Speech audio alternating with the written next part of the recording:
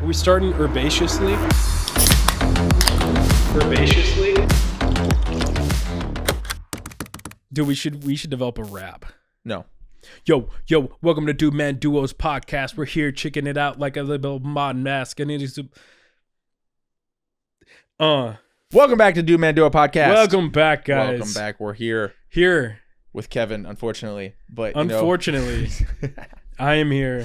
I'm just kidding. This would be boring if it was just me. Whatever, bro. It's okay. You bring the pizzazz. Pizzazz, The dude. The pizzazz, spice. We got a little Spice is nice. We're doing our classic torture ourselves podcast. We always like to torture ourselves in some sort of spicy challenge or some smelling salts. This time it was Curtis's idea. I'm just trying to mix it up, and I heard about these crazy sour candies, and I'm like, how can we have something that's painful or something that sucks? It's a good way to start the podcast with pain and misery. These are like ultra sour. That's what they said.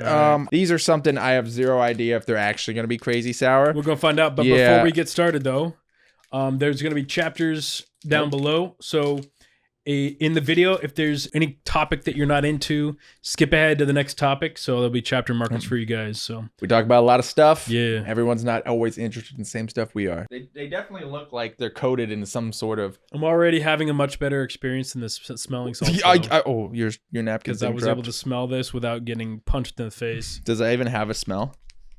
It just smells like sour. Don't be a sour puss. Yeah, these look like just giant. Looks like whatever they use for sour stuff. They just soaked it all in one. Oh, should we also have some yerba? We'll start with some yerba. Just in case we need to, like, depending on how sour these things are. I honestly don't know what to expect. I have zero idea. I've just heard of them, and I was like, you know what? We like torture. So, crack it open. Oh yeah. We're starting now herbaceously. Herbaceously, dude. Yerba mate, herbaceous. Take a sour. Take a sour. All right. I'm gonna take I am so nervous. I don't know if I'm nervous yet, but I mean, I don't know. It's not hot. I mean, it's very coated. What's the marketing on this one? It just says Black Death Sour. Black Death. Black Death candy. All right. Cheers. Cheers, mate. Ding.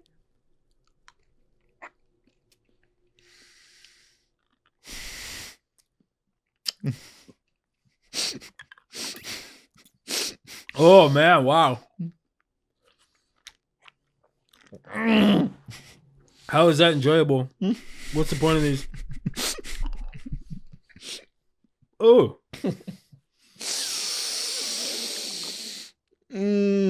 Like, I'm trying to get the full experience, licking it, and it just keeps getting worse. Are we eating like Battery acid? Battery acid? Is this even healthy for us? It's got a little flavor in there. Oh. That's pretty sour. Not nearly as bad as the smelling salts, but it's like doable. I mean, I would take this over smelling salts any day. We have those over there. Oh, the candy's coming through. Now it kind of tastes good. I'm through the sour. That wasn't too bad. I got a little bit of a tear. That was pretty sour. There was like a moment where I left it soaking in my tongue, and then the liquid kind of came out, and it was just all over. I was like, yours was in your cheek. That might have been the better play. Mine was just soaking on my tongue. Well, I was like moving it back and forth because I did want to get the experience, right? I was scared to move it. I'm not a huge fan of like hard candies and stuff. I didn't want to suck on the candy. I'm not a candy guy unless it's like... The after sour's got a good flavor, though. Yeah. It's not bad. Not bad. I mean, you don't like hard candies, but I mean, like... Not a hard candy guy. That doesn't... Most candies I'm just not into. Yeah, you're not a big candy guy unless it's a good old classic Snickers. Snickers. Yeah, I think we've told that story.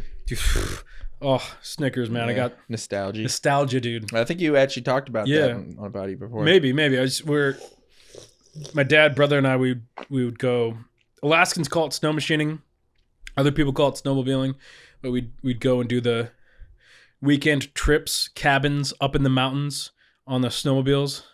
And my dad would always grab a bunch of Snickers candy bars. And so that's kind of like the memories. The memories. I mean, like Snickers, you know, it's not the worst candy out there. So yeah. Now that is not an enjoyable candy. No, I wouldn't say you did that. It's more of it's an experience. It was the least of the three we've done.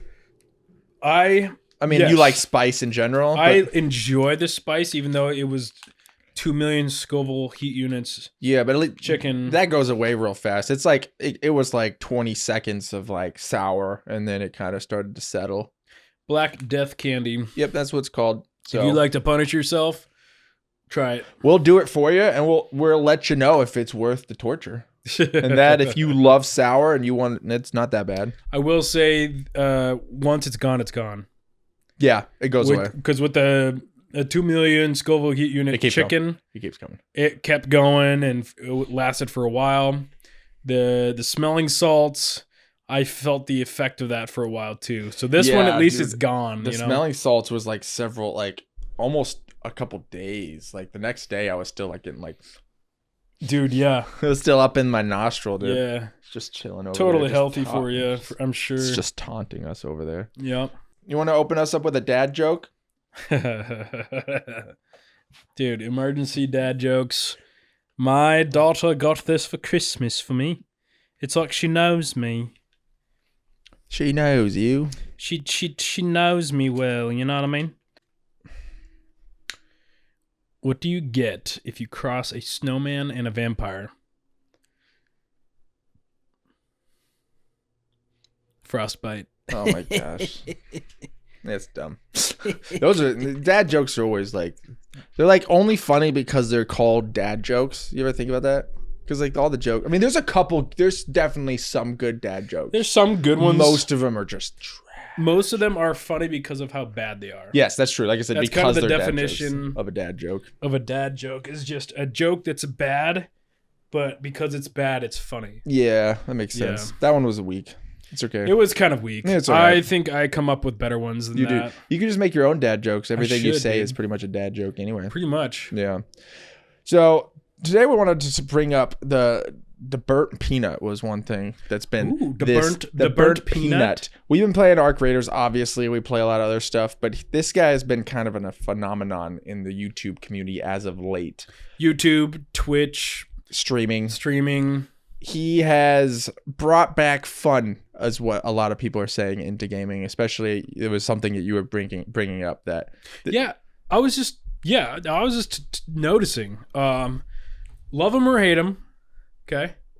You can't deny that the burnt peanut has had quite a significant impact on streaming and the video game community, especially just within the last couple months right? Because he's really exploded in popularity. Like even last night, he was almost at 100,000 concurrent viewers just on YouTube. That's alone. Nuts, dude. Not because I usually just watch on YouTube live. I prefer not to go to Twitch if I don't have to. Yeah, I don't get on Twitch. I just like YouTube.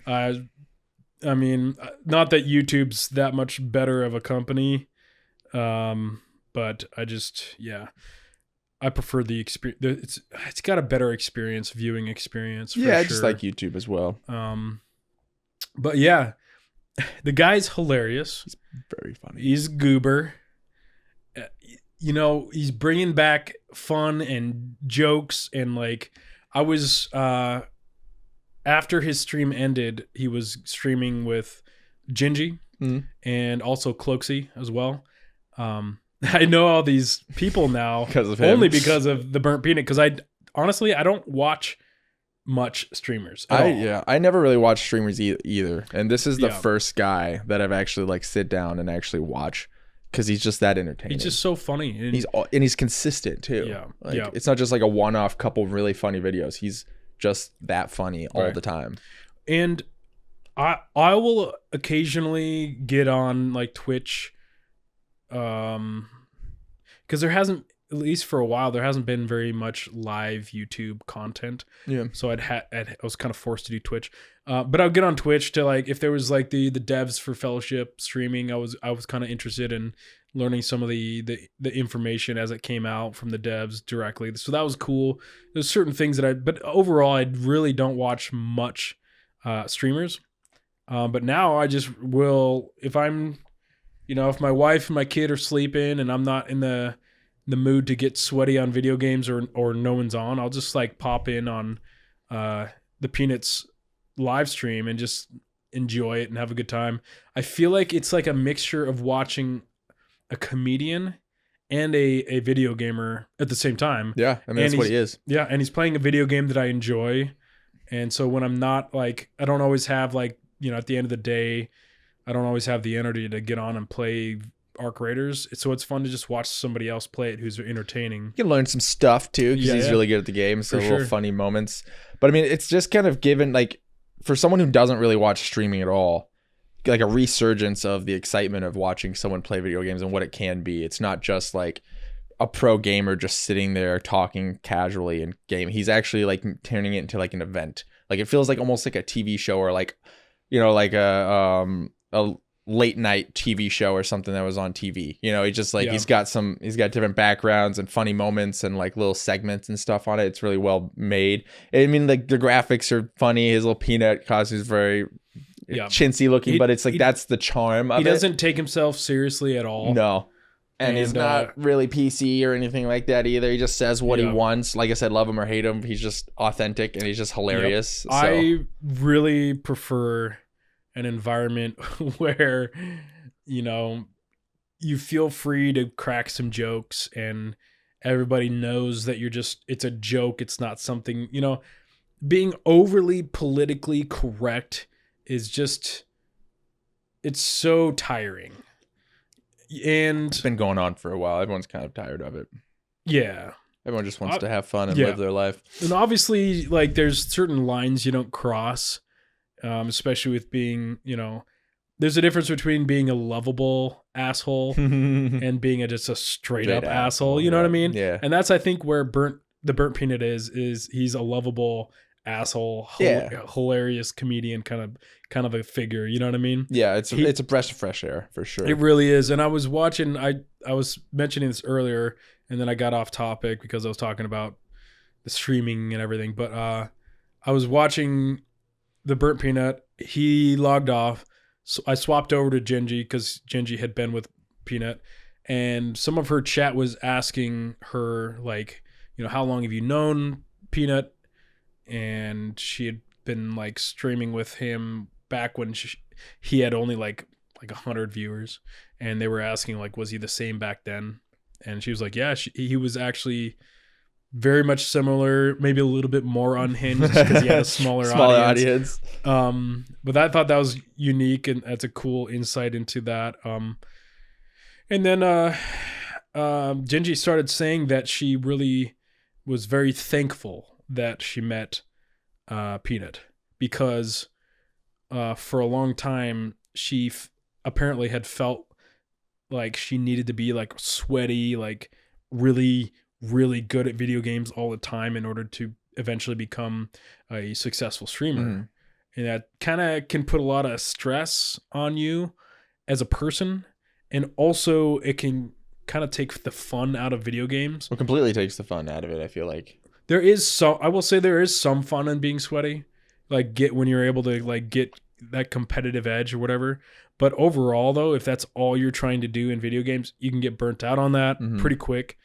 It's ironic, burnt peanut. But she said she was super thankful for meeting Peanut because it made her realize that you don't need to be a sweat lord in order to be a successful streamer. You can actually just have fun playing video games and be successful. Well, I mean, it's just authenticity is the best thing you can really do almost anything, right? So, I mean, people can tell that. So, I mean, a lot of times people try to be sweaty. You just watch, it just turns out to be boring or something. This is just full entertainment. Like, he's good at video games. That's a plus. That's why he's successful also, because he's really good, but he's also just funny, goobery, and the whole process. It's all in one. I mean, not anyone could be him. He's a very unique person, but like he is just authentic and he's just having a good time. It actually kind of like segue a little bit into what else I want to talk about. Is kind of like reminded me of like almost old YouTube-y type, because it reminds me of like not like that they're the same or anything, but like the fun. Do you remember Shiv HD when we played? Like he was just a fun goober guy. Spears. He made songs and stuff like that. And he was just a funny personality. Yep. And like he was good at the game. He was having a fun time. Good time. His videos were hilarious. This was back in like 2010, something like that. And then like even like old Asmongold, there's there's that element of like YouTube of just having a good time, and I feel like we haven't had a whole bunch of that recently, and I'm hoping that this kind of brings that back a little bit. You know, that's a good point. Like, I feel like a lot of the gaming community for a while now has been hardcore gamers, sweaty streamers. I'm not saying there's anything wrong with that, by the way. It is very entertaining to see people at the top of their game just performing really well. But a mixture of that and then also guides on how to get sweaty on video games, and then guides on how to min-max, and guides on how to like top perform or whatever, all this stuff. And these are that's what the meta is. And I'm really happy to see this shift. Because I've been feeling it in my own soul. Yeah, we've talked about it before. Yeah, getting exhausted. We talked about this with like World of Warcraft. I just got burnt out and exhausted with always competing for that top percentile in my DPS meters. Mm-hmm. You know what I mean? And the meta and like always looking up these guides to know exactly. And it's way more fun to just make your own build and be a goober and just enjoy the game and do what you want to do. Are you completing the content? Yes, good. Then you're winning. Or if you don't want to complete the content and you want to do whatever you want to do in the video game. As long as you're not cheating with PvP games. We have a video about the cheating. Dude. So. Oh, yeah. Do whatever you want as long as you're not cheating, because cheating in PvP games ruins games. Yep. For other people, and eventually ruins the community and just all that stuff. And if you want to cheat in your solo games, that's totally fine. I don't see anything wrong with that. Yes, I mean, I remember some of the cheat hacks and stuff in like Halo 3 that me and my buddy used to do, but that's a different, that was like in the campaign and stuff like that. So I mean, there's fun little like things you can do that are cheating, or these have cheat codes too, like Sims. You used to put in the cheat code to get infinite funds and stuff like that. Yeah, those are good cheats. You're not affecting other people's fun while doing it. Right. But back to the whole YouTube thing. It's just been like I said, a breath of fresh air to see the direction that it's going, and I'm really excited to see hopefully some more fun content creators come out and just kind of be themselves, and maybe it'll open up a lot more avenues to maybe even some more games getting popularity and all sorts of stuff like that. Well, and I love the fact that there's all these really goobery indie games out there. There's so many good games, like Among Us, right? Like things like that are just like fun, goobery party games that you literally, there's almost no way for there to be a meta in it, right? Yeah. Yeah, it's just a fun. I remember watching like Disguised Toast and his group of people playing that. I was watching tons of that content because it was just, like I said, it was just fun, goobery time. Yeah. That's the best content, at least for me. That's what I enjoy. Yeah. So it's nice to see. So it is really nice to see, because I am competitive and I love video games, and I definitely got sucked in there for a while. Always watching the guides and trying to get that top percentile of performance or whatever. Mm-hmm. And that's just exhausting. Like, if you enjoy that, good for you. Like, I enjoyed that for a while, so I get it. But over time, man, trying to keep that up is pretty rough. Yeah, it just takes the fun. Video games are meant for fun. Yeah. That's why we do them. It's on our off time to have a good time with our friends and hang out. Yeah. It's not a job. Yeah. And it's felt like a job before, which is never a good time in video games. Well, and I hope that this shift towards enjoying video games more with the burnt peanut and everything, I hope that actually in turn eventually reduces cheating as well. Mm-hmm. Yeah, it might. Because, on our cheating video on TikTok that ended up popping off, I was reading a lot of the comments and different people's takes and perspectives on it. And as much as I don't agree with this, okay, I don't think you should ever cheat in PvP, like straight up. Like, it just for multiple reasons, personal and just logical reasons, it just ruins video games. It ruins people's experiences. It's a very selfish way to play a video game. Yeah. And it's it just like you're letting software play the video game for you instead of you. Like that, it's lame. But some of the people were saying though that like that drive to be the best, people feel like they can't get to the level of like Shroud or like these certain streamers, and they want to be there, and so they take the shortcut. Instead of developing their skills, they take the shortcut and use cheats to get there. And so again, I don't think it's a good take, and I disagree with it. I think just look, if you want to get good, practice. And also, but life is filled with disappointments, Yeah. and there's only like a couple shrouds in the world. Yeah. It's you can't be the best at anything. Right. You can't. You don't have the time. Those people literally play like 12 hours a day. I'm never gonna be a shroud, and I'm okay with that. I never want to be a shroud, but yeah. But what I'm saying though is the drive to get to that 1%, the meta, all that stuff. I'm hoping this whole burnt peanut thing shifts things to just having more fun, and I hope that shift to being more fun will also help alleviate some of the pressure for people to go to cheats.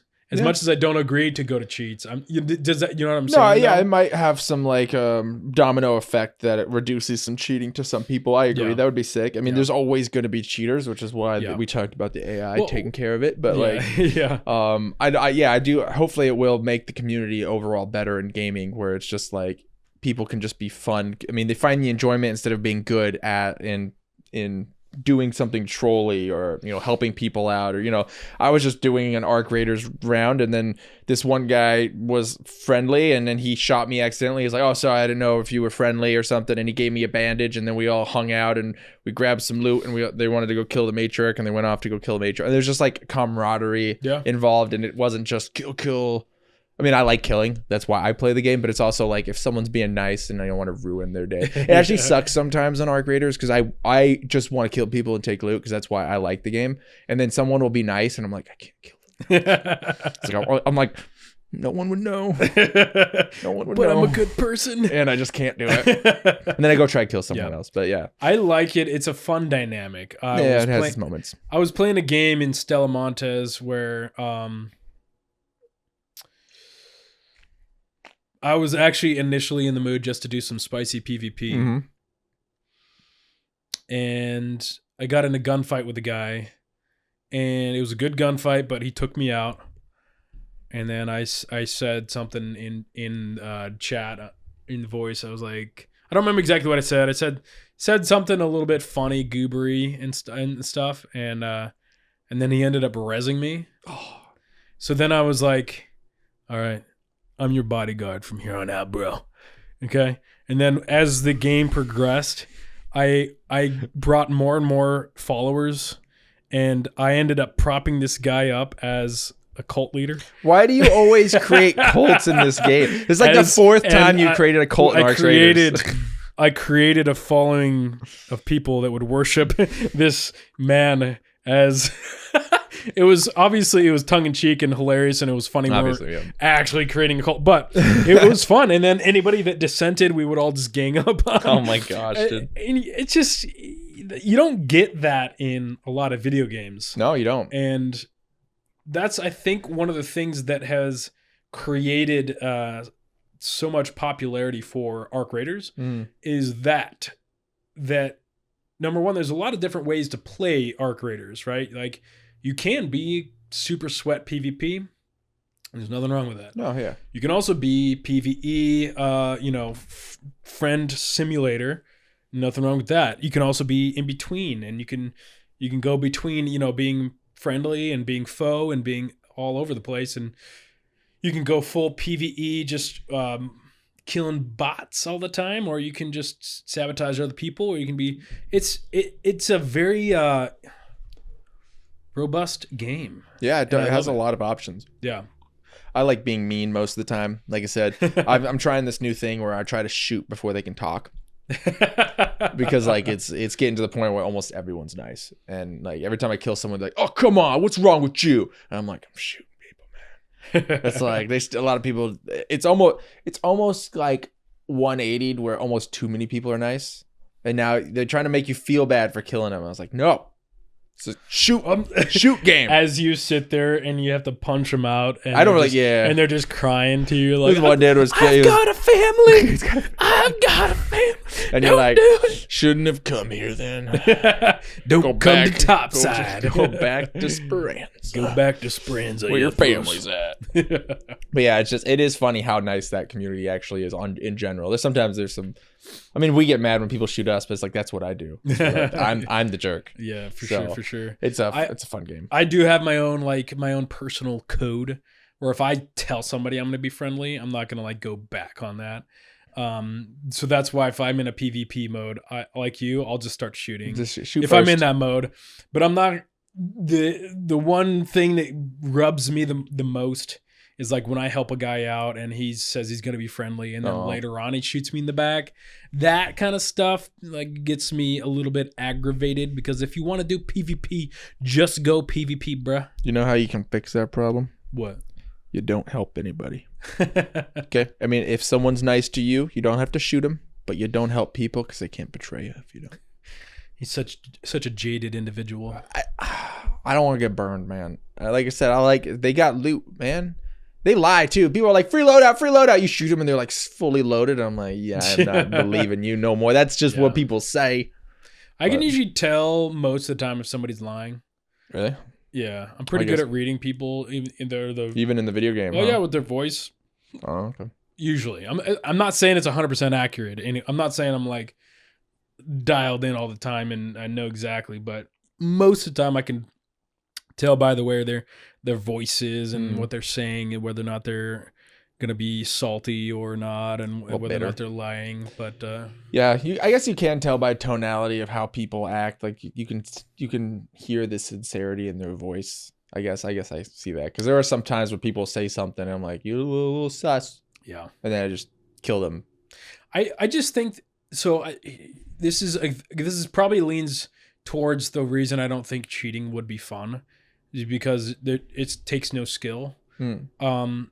I don't do the whole, I'm friendly, they turn around and then shoot them in the back, because that doesn't take any skill either. Yeah, it's like, I will say there's been times where I've been tempted to do that, right? Like, I'm like, yo, what up? And he's friendly, whatever. And then he starts like breaching.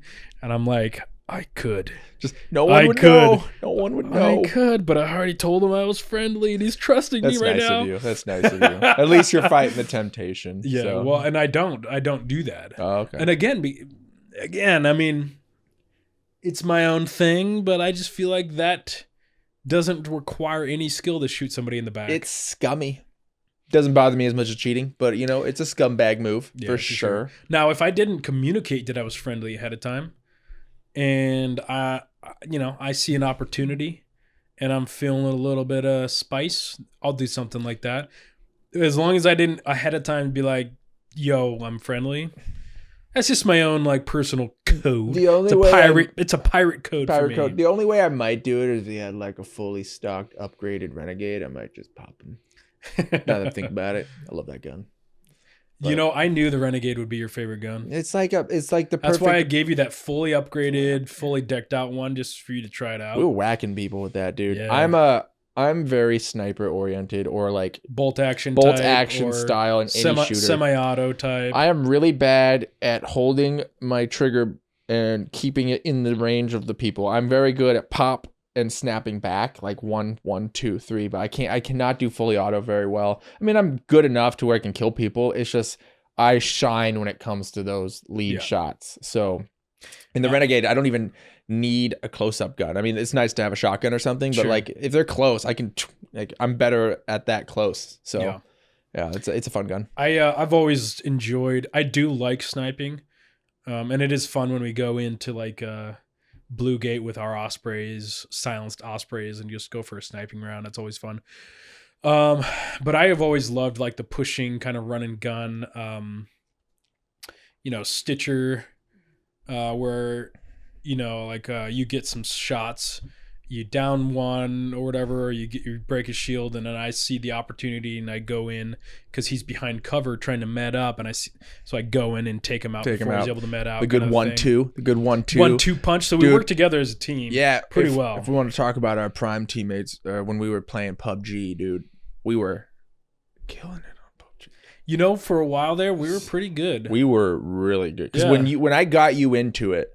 When you started is kind of where I was probably peaking, because I was playing because I was like probably. Did I say probably peaking? Did I say I prefer that actually. I really like that. Probably. New criticism. I was probably peaking. But yeah, I was up to like 5. I was probably peaking. Be honest. I like that word. To be honest, I was probably peaking. That's all right. I don't need to use real words. Overrated, overused. Dude, so true, dude. But yeah, I was peaking. Probably. probably. At like 500 hours when he first started playing the game. And I was like, that's the only game where I felt like 100% confident in my abilities to kill people and not die. Like in any shooter. Maybe back in like 08 Modern Warfare 2 days when I was young, like I was really good then too. But just like, because your ability to be able to pop a Car 98 headshot? Dude, I had like an 85% headshot accuracy on that thing. I had like a 700 meter shot down once. Like it was, in PUBG, that was lucky. Obviously you can't be skilled. Yeah, I remember that though. And we were on that big hill on the main, and then that guy was over in, I don't remember there was like a town on the the first map. There's the big hill up in the top east of the map, and then there's like a little town below it. It's a big town below it. I don't remember the name of it. And there was a guy like on one of the med buildings or something, and it was like 700 meters. And I just pop and he downed him with a headshot. It was mainly luck, obviously, but I mean, I was trying to dial in. There's still some skill. That's pretty awesome. But it was well, so in PUBG, if you were able to get those Car 98 headshots, it was so huge because, I mean, number one, unless you had a 3 helm, you're downed, right? Yep. And then number two, like the movement and everything, like if you were, it was a slower game, which made it so that it was more impactful. Yeah. When you were able to down somebody, you know what I mean? Or if you're doing solos, the guy's out. Instant, dude. Instant gone. Instant freaking. Yep. That was fun.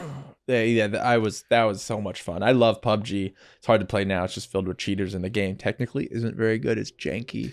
It is. And the movement, and especially if you play Arc Raiders, with how just fluid the movement is and just how good the gunplay is, it's hard to go back to PUBG. Yeah. But we had some good times, good memories. I mean, I have probably my best shooting memories are for PUBG. Yeah. Like, I mean, Arc Raiders is fun. I don't think I'll play it as much as PUBG, but because that was like the first, because that came out before Fortnite, that came out before all that, and it kind of, I think there was one more BR that came, H1Z1 that no one played. That was like one of the first ones. No one cares about that game. Maybe some people do, but I mean, like PUBG brought it on the map, dude. It was the first, I feel like, successful battle royale.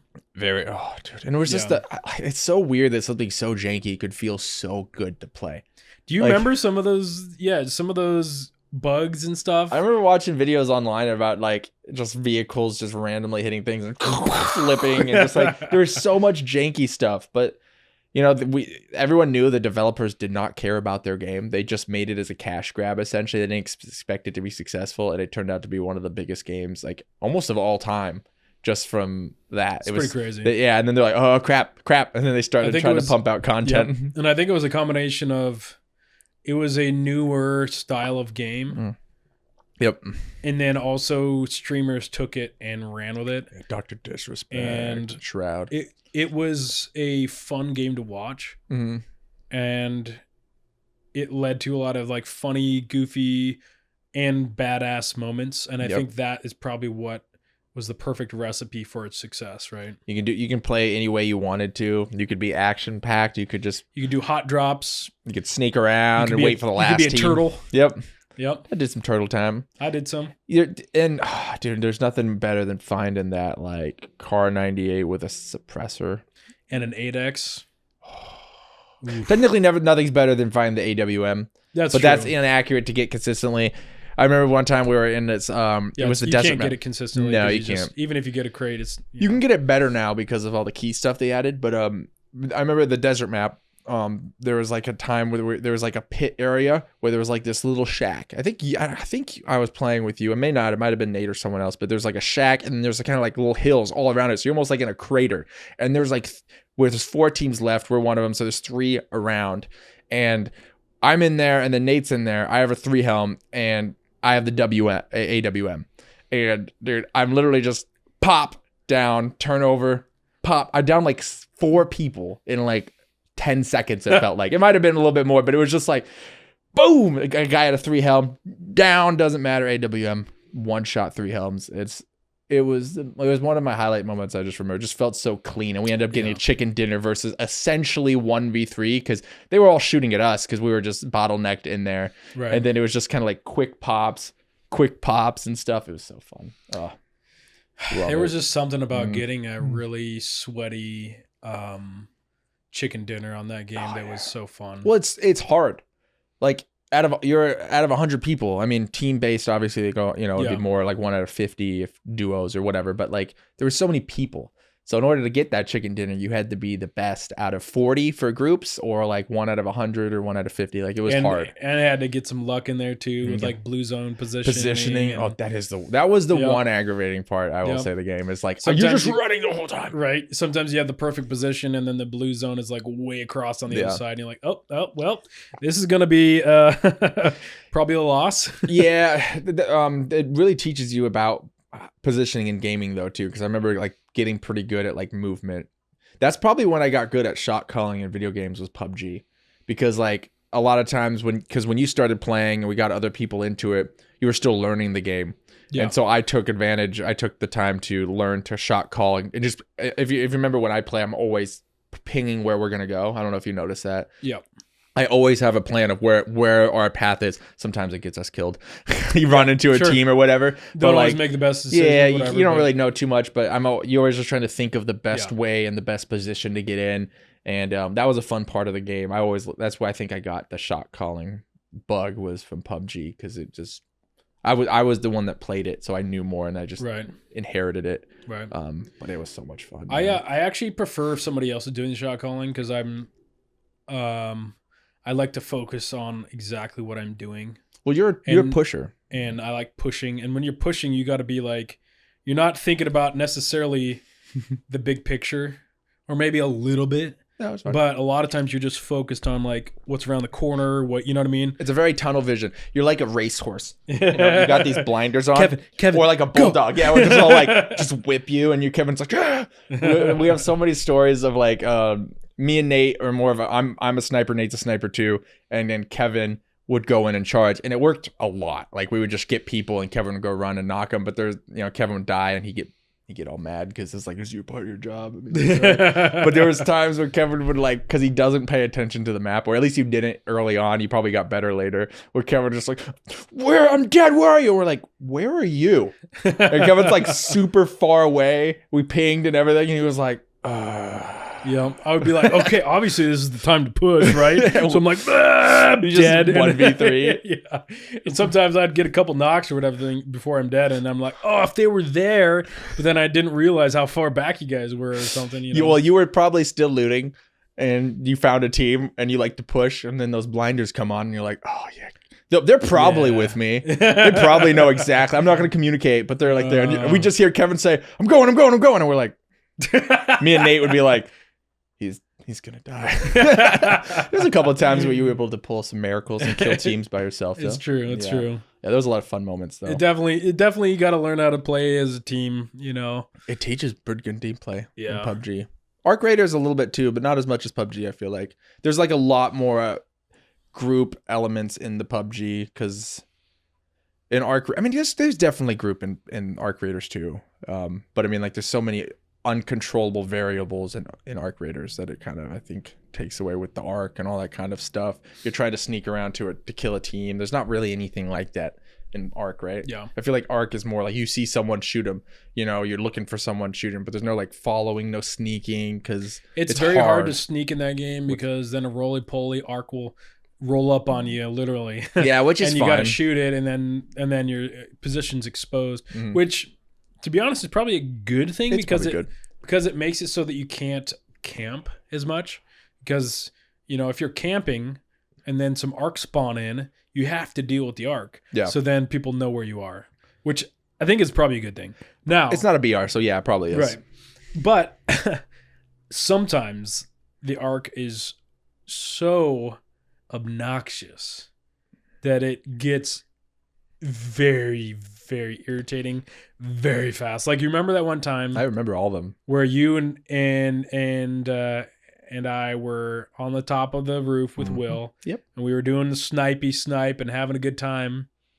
And then I'm very much aware of Space Jesus. Jesus. The Rocketeer, right? Space Jesus. But we were sniping, and I don't know where this guy came. He came out of nowhere, out of left field. And once that guy's aggroed and he's close, it's you gotta stop everything and figure out how to get out of this guy's aggro, because or unless you have stuff to deal with, you take him down. But That was very irritating because it just feel like it came out of left field and it was almost impossible. It was shooting multiple missiles and it was just I've almost quit the game a couple times because of the arc. And I know that they're meant to be in there for a reason and they make the game what it is and that's why people like it. I cannot stand the arc. I think it ruins the game for me. For me, not for everyone else. Yeah. I understand that.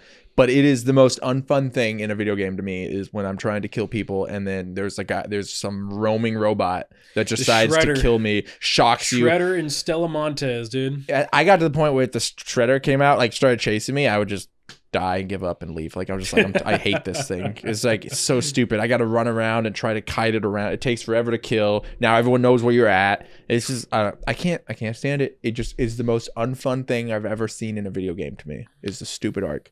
If it was just arc killing, that would be different because you already know you're killing arc and you got to strategize with the hard arc, but you have to kill these crazy arc when you're trying to kill other players to get your goop. But see, I like it. I know because you're a psychopath. Most of the time. But there are some times where let's say you get doubled up on by 2 Shredders and the other team that you're dealing with doesn't get any of the aggro for some reason. Times like that where it doesn't make sense. Like, why is that team completely non-aggroed to all these arc where we are? Things like that really bug me, especially when it's the Shredder, which I think needs to be nerfed. No, I think Shredder shouldn't exist. There's zero reason for Shredder. What's the reason for the zero? There's 17 on that stupid map. Every turn, every corner that you go on this stupid Stella Montez. See, I like that there's the arc because it presents an obstacle so that it's not just fast-paced run and gun like Call of Duty. Because if the arc didn't exist, it would basically be like another Call of Duty where you're just running and gunning, blah, blah, blah. But you have to be a little bit slower sometimes, a little bit more tactical, and realize that there's a Shredder in that room. So how are we going to play around that? So it creates live obstacles that you have to deal with. Now, sometimes it is absolutely frustrating, and I totally get it. But sometimes it also happens to the other team. Not as much. And if let's say you have a lure grenade, right? It's stupid lure and grenade. There's a Shredder. I hate lure You grenade. toss the lure grenade on their team. The Shredder goes over there and shreds all of them. Now I have to bring lure grenades. Then it's the Shredder killed their whole team. Let's go. So I'm just saying there can be some really fun moments with it. So there's like a 2% chance to have fun. That's cool.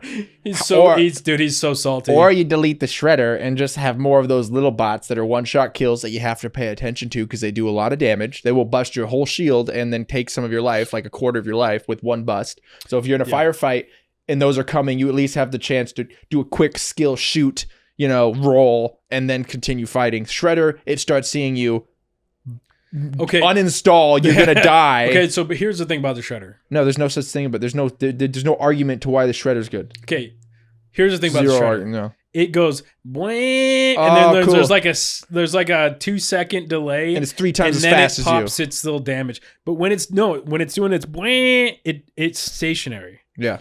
So I've literally been able to go like this. He goes bwang, and then I move around and I'm dealing with the other team, and I hear the pop, pop, pop. And then I stop and I deal with the Shredder. I go over and then it goes bwang, and I go over here, pop, pop, pop, and I go back, bwang, pop, pop, pop. So there's ways to deal with it. I'm just saying. It's very predictable. I'm not saying that sometimes they aren't annoying as hell. I am saying though. Look at that face, dude. My eyes are starting to water. It's so funny because I love going in free kit Stella Montez and just kind of seeing what you can get. Just for funs. And I can always tell when you're like gonna rage quit is good when we run into those Shredders. Dude, it's so stupid. There's too many of them. There's way too many of them. So the thing I have with Shredders, there's no. They're easy enough to deal with on their own. The problem lies when you're trying to deal with a Shredder and there's also a team that you're trying to deal with, and there's also the little ball guys and the spiders and everything else. Then it becomes way too hard to deal with all those equations. And so I think definitely The speed needs to get nerfed. The damage of the shredders need to get nerfed. Delete the shredder. Game better. Have more little roly robots that I can shoot with my skill accuracy, and then being able to kill the other people.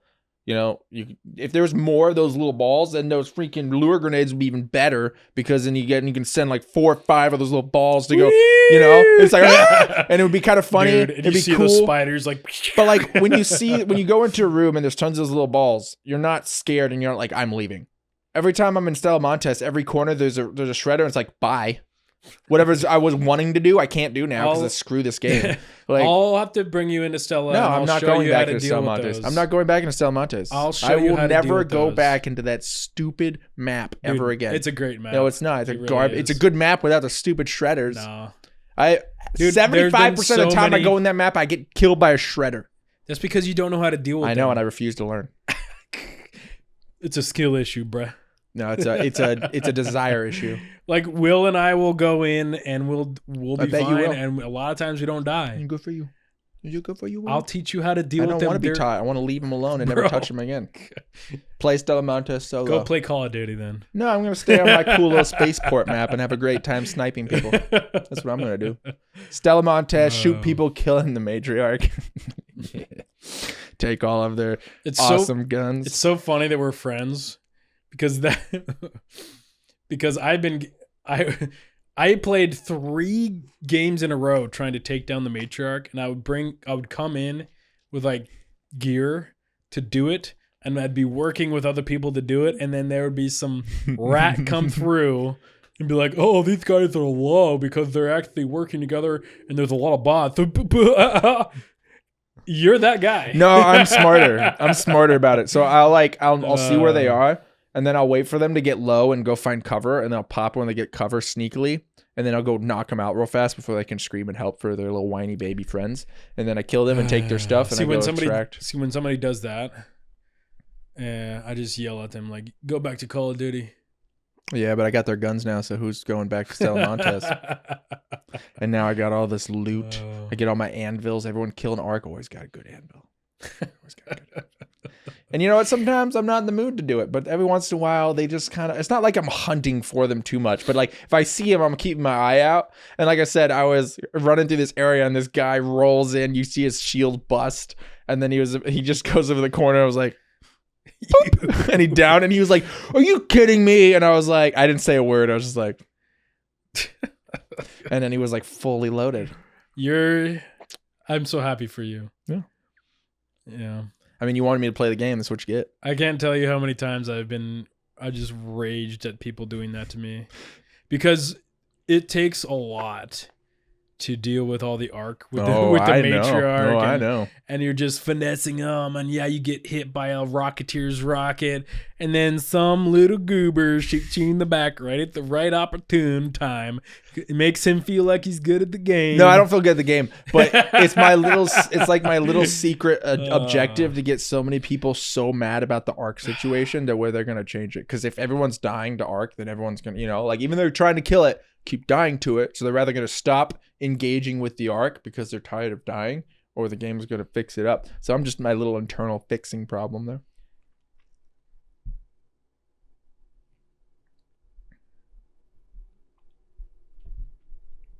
No. Yeah. That just means you couldn't think of anything. You were like 10 seconds of look, and you just said nah. Because I can't fathom the argument. Well, it's not. So wait. You want Arc Raiders is a great game. It is a great game, and I'm having a great time with it now. So you want Arc Raiders to change because of the way you like to play. I mean, kind of, but I mean, it's not going to. But I can play the game the way I want. Yeah. That's the best part. I get annoyed at the arc plenty of times. Trust me. Most of them are fine. The little flyers, but I like the little at the end of the day, I like the arc in there because, like I said, it provides an additional obstacle so that people aren't just running and gunning like Call of Duty. I don't mind most of the arc. There's just a couple that I just think are stupid. Like if I think they need to nerf some of them. Like the Rocketeer, there's no reason that the Rocketeer, it fires way too fast. Yeah, it's too fast. There's sometimes there's nothing you can do. Yeah, you roll once, dodge it, and it'll shoot you again. If you don't have cover, if you're out in the open and you're dealing with a team and you didn't realize that a Rocketeer's coming over, yeah, you're bad for not realizing it.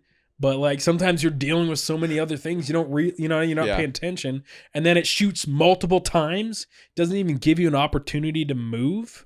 I definitely get mad at the Rocketeer. It doesn't bother me as much because I don't have as much interaction with it. I get more annoyed with the Rocketeer than I do with the Shredder. Overall, yes. Because I know how to deal with the Shredder. The Shredder, you can line of sight it. It's very predictable. Yeah, it's fast and annoying, but it's predictable. Rocketeer, though, pow, true. And you're just dead. But like, I don't put myself in situations with Rocketeers as much. Like, it's harder to get a situation. Maybe if you can also do kind of the similar on Stella because those Shredders only spawn in certain locations. You can just avoid those locations. Every other section of that map has one, dude. I've counted. There's like 12. There's like 12 Shredder spawns. That's a lot of Shredders. I've played Stella quite a bit. I know. I played too. If you're trying to avoid a Shredder, there's plenty of areas that they don't spawn. No, that's all I'm saying. I just there's nothing in a game that's made me not want to engage with it as much as that Shredder. It just is so stupid. So instead of figuring out how to deal with it, you just have been like, I'm not not even. Yeah, now I play the game more. You're welcome. You were trying to get me to play the game. If you can't deal with the me actually playing the game the way I want to play it, you have to suck it up. Yeah. Play your little Stella Montez with your other friends, not with this boy. It is so fun. Stella Montez sucks. Dude, that goated area is amazing. And you can... Shredders also don't spawn in that goated area. If we spawn next to it, that's a good time. We've had good times there, but then there's a Shredder, and then I'm like, I'm getting off. Yeah, I've died. Mister, I will study the talent points in Path of Exile for hours to solve a minute problem in my build. Yeah. But yet, I will not even engage with the figuring out how to deal with the Shredders. Yeah. You don't... Yeah. Yeah, because I enjoy making builds. Amount of I'll enjoy dying to bad gameplay. Okay. All right. I'll break it down for you. There's no way you're gonna change my opinion on Shredders. This is my impromptu guide on how to deal with a Shredder. You right? And shoot it where you need to shoot it. If you want to kill it, it's got 3 thrusters.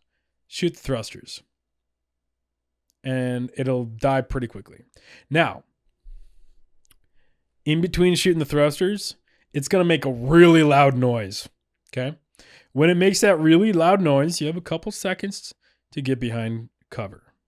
Once it stops making that, does a little blip, you go back, shoot the thrusters. It starts to make a really loud noise. Guess what you do when it... Guess. Get behind cover. And then when it does the boop, you get back and start shooting it. It's so predictable. The best way to deal with a Shredder is not dealing with a Shredder and not playing that stupid map. Change my mind. I have so much fun in that map, though. Not with the Shredder, you don't. No, you've dealt with the Shredder. You don't have fun with the Shredder. There's been plenty of times. With a lure grenade. That's it. That's the only time you've ever had fun. There's been times when the Shredder's coming after me. We've been talking about the Shredder for way too long. I will line of sight. Sorry. Let it do its thing, and I will run behind a team. And then it'll aggro the team. And it's so satisfying. Anyways, let's move on. Yeah, I'm tired of talking about the Shredder. You can tell that this is a little bit of a contention between us. I don't know why it's a contention. We could just play the 6 other maps that we could do it when we don't need to play that stupid garbage map. So free loadouts. We're talking about it again. We can cut it out. Over the head. Another thing we wanted to bring up. It's over. Dude, we were talking about like dream game rooms. Remember?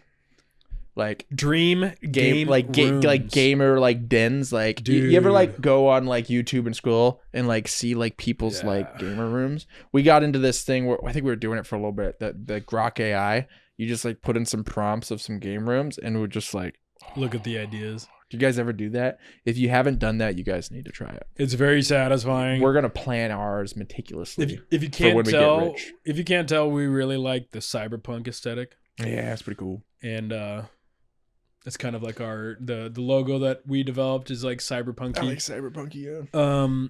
Dude, some kind of like cyberpunk game room. I want to do sick, like do it like a speakeasy vibe in the sense that. In order to get into the game room, there's like some kind of secret puzzle you have to... A secret entrance. I would want kind of a cyberpunky mixed with a little bit of fantasy. Like, because I've always loved fantasy, but I don't like hard fantasy because the aesthetics is kind of, you know, dated and it's not as fun. What do you mean by hard fantasy? Like, you know, like magic, you know, like Lord of the Rings is considered hard fantasy, you know, elves, that kind of stuff. But, you know, like foresty type stuff. I like a little bit of that. Like almost having like a little bit of that like foggy, like cave dwelling style with like a little bit of Hobbit little bit of that mixed in maybe with the you know, computer sciencey stuff, almost kind of like like retro-y Star Wars feel with like vines coming, you know, that kind of thing. What's the planet that Yoda trained Luke Skywalker on? Oh, do you remember the name of that? I'm trying to Dagobah. Yeah, Dagobah. Oh heck yeah! Are you talking about like Dagobah vibes, like the fog and the vines? A little too viney, but like yeah, but more tech in there though. Like imagine having a cool, like you said, speakeasy den. You know, you go in there and it has like, you know, some cyberpunky feel to it, and then you got like some vines coming up. Maybe it has a cave theme. Maybe it has like, you know, maybe like an old wood home feel, but you got maybe some vines coming out, maybe like a little fog machine or something to kind of get some of the, or like you can even just put like a humidifier or something if you're doing something, you know, you want to keep that, you want to get the humidity really well in there. You don't want to start coughing with that dry air. You could see the mist moving with the fans of your computer, like through your computer. Just a little bit. Well, no, that's probably bad for computer. A lot of moisture. You don't want that. If you just do a taste, just a tasteful just amount. Would start caking slowly, and why did my computer blow up? My computer is full of mold. Moss is growing in there. There's mushrooms growing on my computer. But if they're the right kind of mushrooms, it could be kind of fun. Dude, we'll have to put up like an AI vision of what I'm talking about, because like I just love the idea of mixing it, and also you want good air quality, a little bit of plants in there, good oxygen, you know.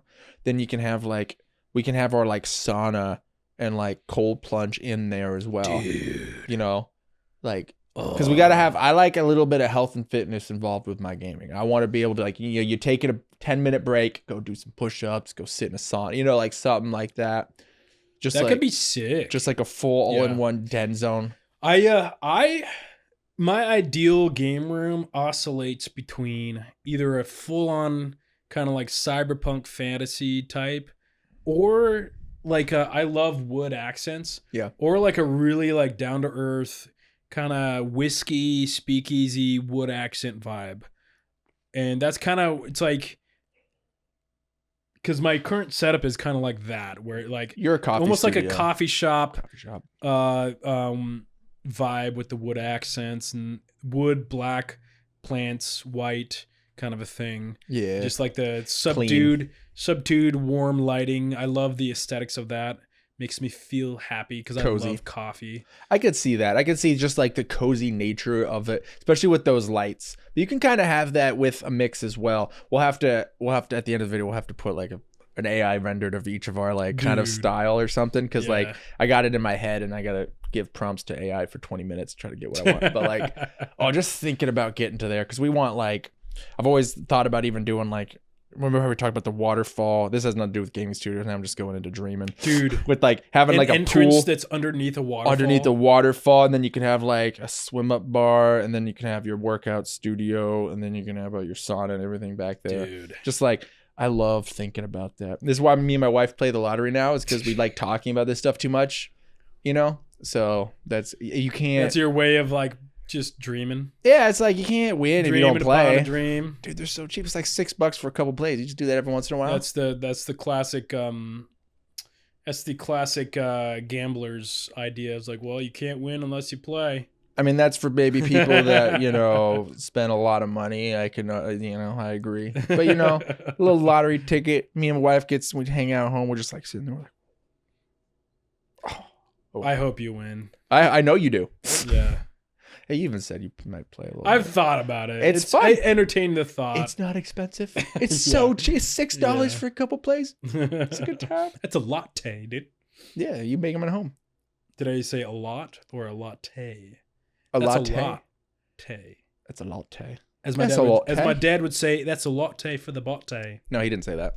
No, he did. Did he really? He's like, oh, that sounded like something so made up that you just did on the spot. Latte for the botte. Oh, yeah. Oh, okay. Yeah, I get it. I didn't catch it. I just thought you made it up. My dad has worse dad jokes than I do. That's hard to believe. And by to worse, believe. I mean better. Because the worse they are, the better they are. Yeah. I believe that because a lot of yours are just bad. So it's like your dad's like the OG you. Oh yeah, you know, dude. You're just a knockoff. I'm just kidding. I love your dad though. But yeah, our dream is to eventually get some land. Yep. And right now, this recording studio is a small room, dude. So tiny. I try to, with the magic of the camera and the lens, make it look bigger. But this is literally just like a little closet, dude. And every time we have to set up and tear down and move stuff. And so we dream about having a permanent studio at some point. But just having land, being able to build a studio, like a gaming den, and having like our own like gym workout spa would be sick. Just an oasis, a gamer's oasis, dude, with a little bit of everything, a little sprinkled in there. Yeah, I'm a big coffee guy, and so I would love to set up a really sick coffee bar, do espresso, just right before just Kevin just slaving away in the I like that a lot. Yeah, right now I've got the barista or the Breville Barista Express. It's a probably the best bang for your buck espresso maker for just a casual like myself. Mm-hmm. But our dream is to actually get like a really nice one down the road. I wouldn't consider you casual. This dude is like the biggest coffee snob. Like you can go to like a nice coffee shop, it's not going to be as good as his lattes. There's only a couple places that are as good as his lattes at this point. There's only like one or two that can think that are even better. Like you just got to the point. Well, I don't like them sweet, and you make them perfect because we like the same type of coffee, so that's probably why. Some people would probably want more sweet or something, but yeah, you make good coffee. Appreciate you, dude. You need to start actually bringing me more coffees because this is actually getting a little ridiculous. I've only had like 2 of your coffees since you moved here. I know, that's because he doesn't like to come visit me. I've been there several times. I'm the one that I go over there, but it's so small. It is. Yeah. It's so small. Yeah, gaming setups, man. That'd be sick.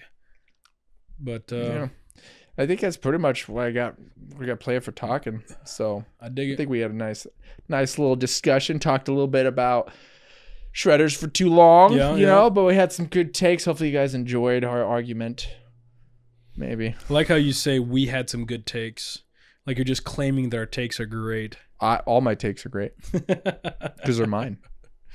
You may not think so, but I do. We definitely had some takes. Mine were good. Well, like you said, to each his own. Well, and I have my own.